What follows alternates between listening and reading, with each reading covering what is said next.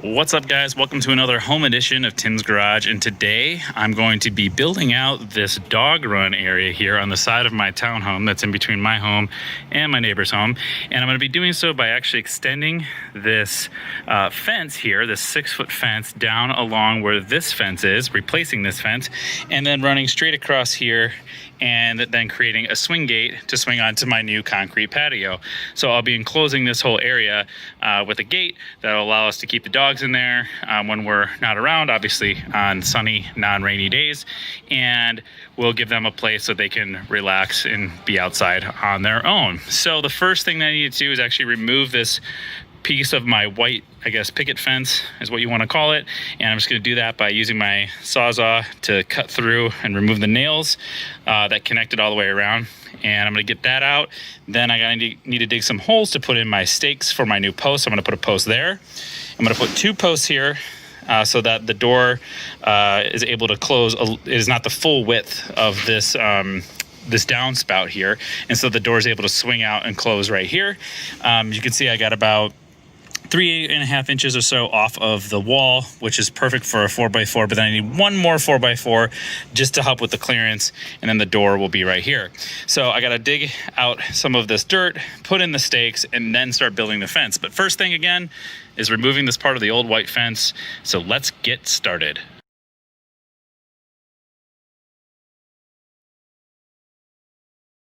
All right, now with the old piece of the fence removed, I've got my open area here where I'm going to dig down a little bit, but I have to dig down right here so I can put in the new stake, and then also dig down right there so I can put in the new stake.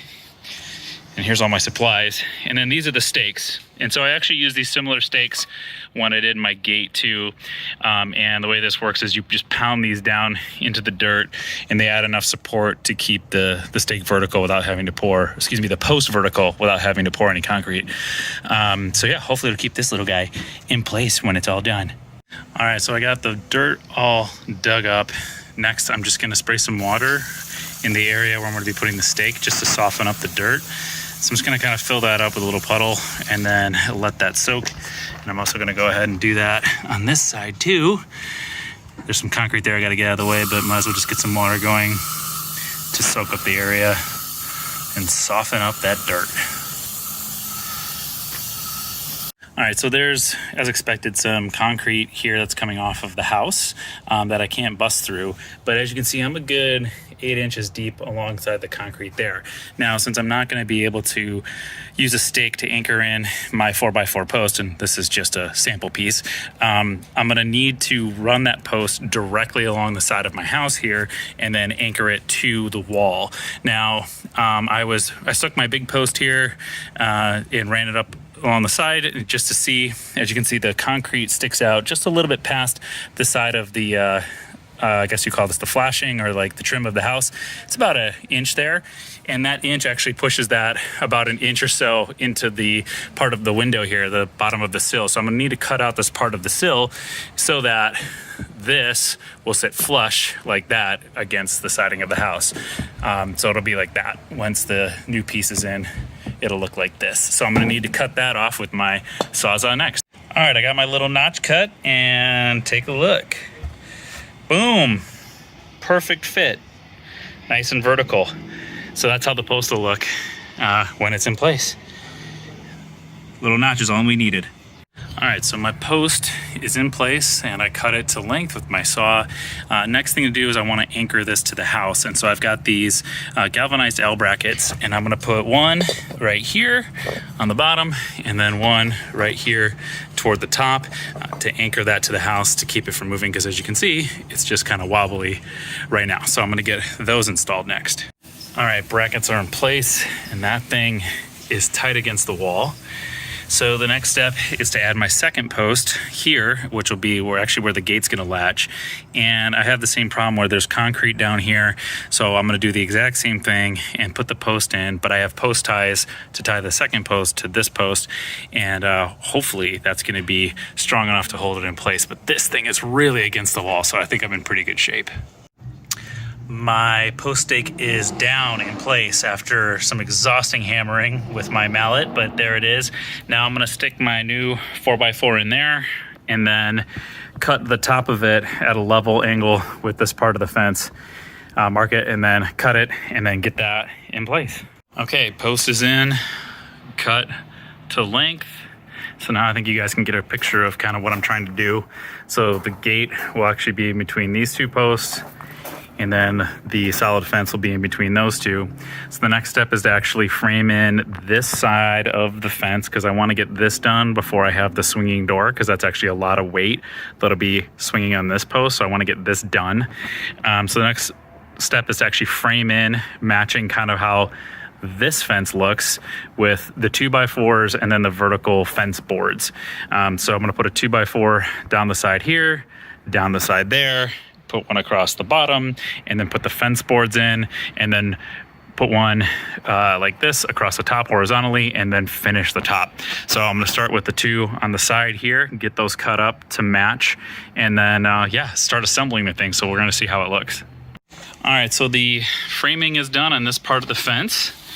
Got the top in, got the mounting boards for the vertical part of the fence, and now I've got these boards, these fence boards, and really what this is going to do is just going to go in place just like that. And then they alternate the pattern, one up, one down, one up, one down, like that. So I'm going to get these all put in place and then fill in the fence, and then we'll be done with this side.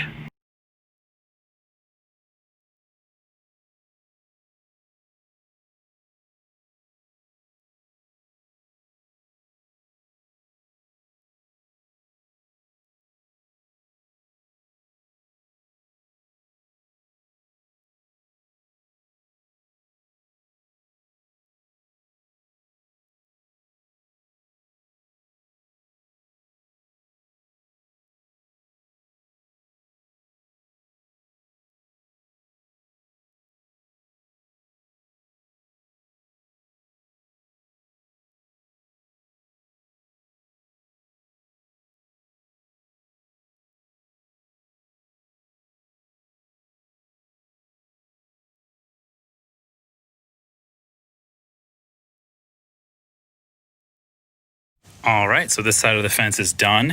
You can see all of the boards are in place. They're screwed into that board across the top, that board across the bottom.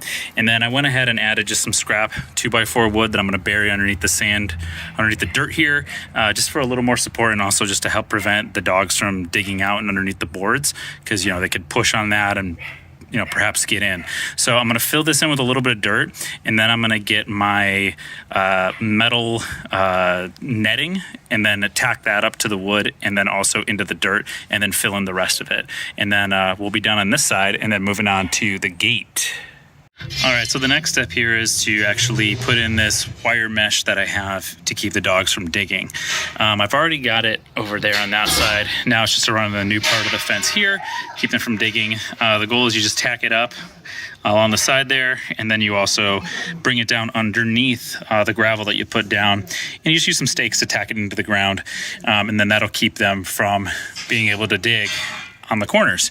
It's far enough back that they're not going to go dig way back here and have to go 2 feet underneath to keep digging. So next step is tack this in place. All right, my mesh netting is in place, staked in, and I filled it in some dirt. Now what I'm going to do is I'm actually going to take some of these bricks that I have here, run them on the bottom to create a barrier. The door needs to be above this concrete, so there's going to be a big gap here. I have some dirt left, but it's not enough to fill in this gap, and I don't want the dogs to be able to dig underneath it. So I'm going to line bricks here underneath the door, and then I'm going to do one more row of bricks, but set vertically as opposed to flat. So when the door shuts, it almost creates a seal along the bricks that'll be here in front, so the dogs can't get out. So I'm gonna lay those down, and they're just gonna be placed in place. They're not gonna be cemented or anything, but it should do the trick. All right, so I've got the bricks in place, Behind what I put in here is another 4x4 across. I used 2 pieces that I had left over from cutting off my posts to create more of a frame for the door. So now it's like super sturdy. And then I ended up putting 2 2x4s on the other side of my 4x4 here. And this is where I'm going to mount the hinges for the door. So the door is going to swing out this way. But now it's super sturdy and there's no way those dogs are getting out. So the next part is to get started on building the actual frame for the door and then mounting it up. Make a bunch. All right, so got the door framed up and now we're cutting up the boards.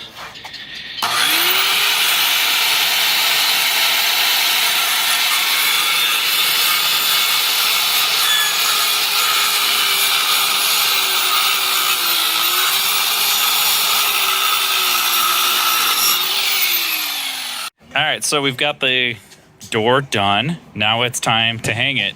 Thanks for cutting. All right, gate is hung. Project is all done. Got the hinges in place, spring loaded.